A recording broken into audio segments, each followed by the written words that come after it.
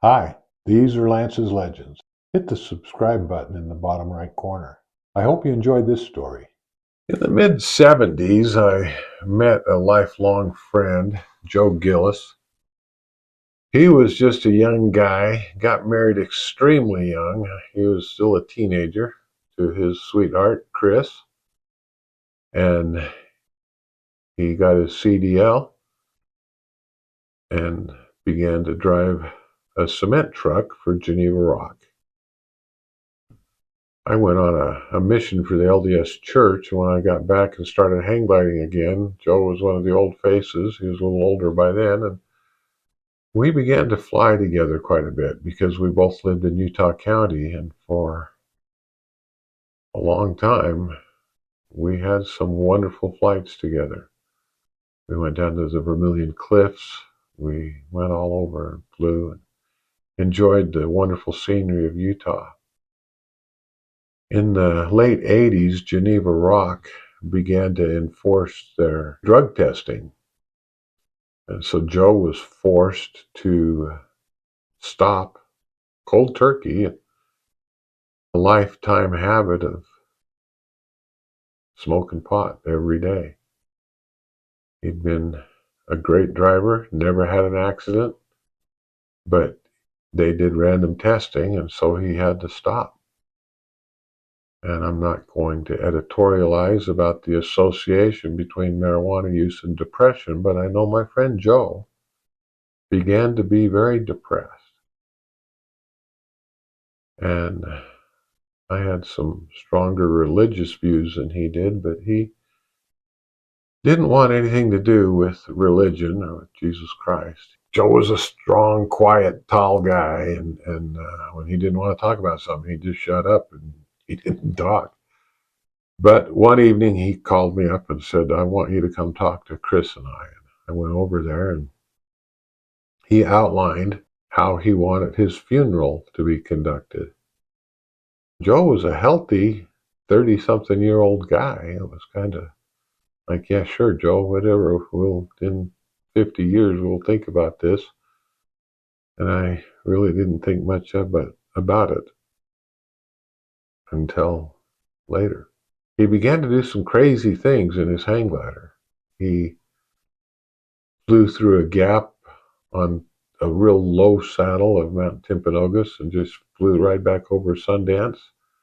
Complete disregard for the rotor monsters that we believed in back then.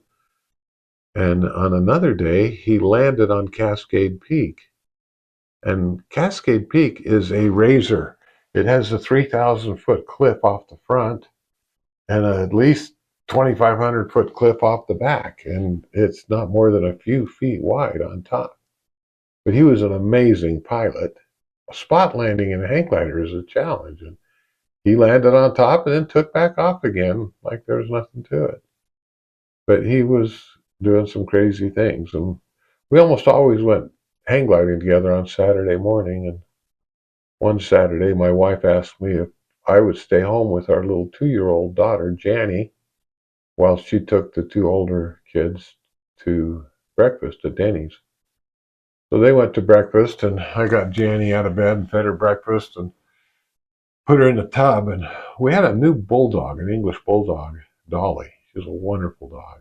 The dog was licking water off of Janny, and Janny was laughing and giggling. And we were sitting there, and the phone rang. I answered the phone, and it was Greg Zellick, and he was on a ham radio and had tied into the repeater that allowed him to call a phone, but it was simplex sound, so you had to listen, and then you could talk while the other person listened. And he said, "Lance, you need to call Joe's wife. He's had a terrible accident." And apparently Joe was doing loops in his Airwaves glider, and it was never built to do that kind of stuff. Real lightweight English glider, and it had folded up on him, and he had augured in. I said, "Well, what hospital?" And he said, "I don't know. The helicopter's just getting here." So I hung up the phone and sat down on the bed, and as soon as I did, I had a very clear voice in my mind. I could hear Joe's voice inflections. He said, "I never got a chance to see your new dog, Lance."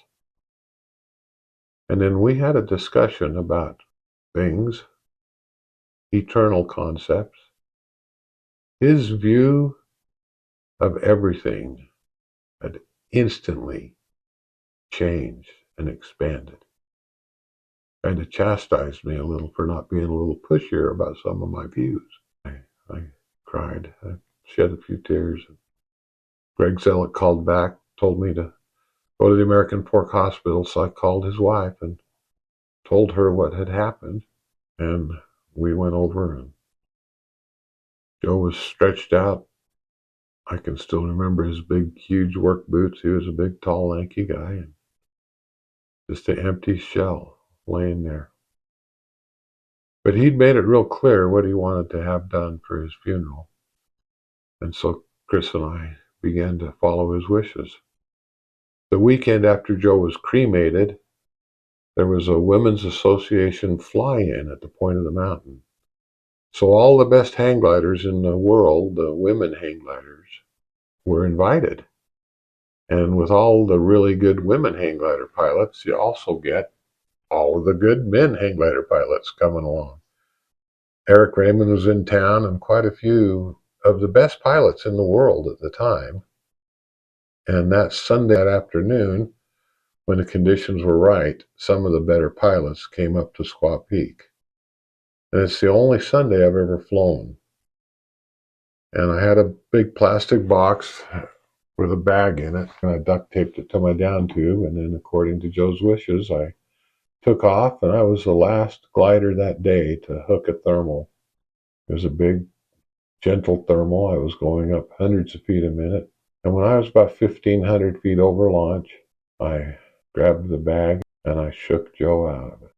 Some of the heavier pieces just fell straight down. Some of the teeth and bones don't get cremated. There were a bunch of people on launch, and I think for some of the stoners that were there, it was a real cosmic experience, because from their perspective, there was this white, swirling, glittering cloud that enveloped me and my hang glider as we rose up towards the clouds. From my perspective, I inhaled some of the dust, and it was very sweet tasting. And I kind of thought, well, this is Joe's last flight. I need to give him a good send-off. And I flew up along Mount Timpanogos, across American Fork Canyon and Box Elder Peak, flew over to Lone Peak, where there was another hang glider. Eric Raymond had made it up there, and he was going to go land at the point of the mountain. And I turned and went the other way, and I flew over towards Snowbird and Alta. That's the only east-west range in the world, and that's where it begins, is at Lone Peak.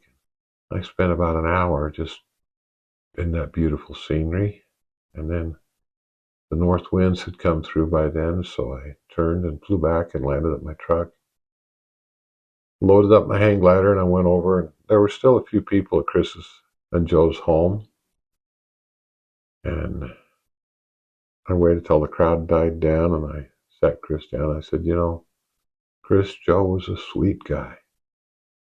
And she choked back a few tears, and she said, I know. I said, no, Chris, he was really sweet. I tasted him, and Joe was a sweet guy. That's a true story. I hope you enjoyed that story. These are Lance's legends. Hit the subscribe button in the bottom right corner. Thanks for listening.